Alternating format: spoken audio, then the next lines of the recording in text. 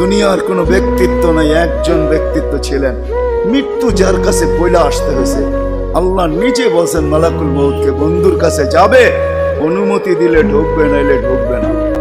অনুমতি নিয়ে বুকে হাত রাখবে, নাইলে রাখবে না। আমার বন্ধুর অনুমতি ছাড়া হাত রাখবে না বুকে।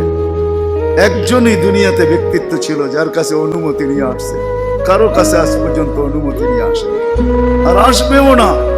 সত্য এটাই। এই জন্য আসেন, ওই জান্নাত, এটাই আমাদের ছোট জীবনটার উদ্দেশ্য। এই জন্যই আল্লাহ ডেলি ডাকে, 5 বেলা ডাকে, গ্যারান্টি দিয়া ডাকে, সিল লাগা ডাকে। ইদা সালুহা সালুহা সাইরুল আমাল। 5 ওয়াক্ত নামাজ যদি উম্মত কমপ্লিট করে দেখাইতে পারে, তো আল্লাহ আমাদের নবীজির সাথে ওয়াদা করছেন, আমিও আপনার উম্মতের জীবনকে কমপ্লিট করে দেখাই।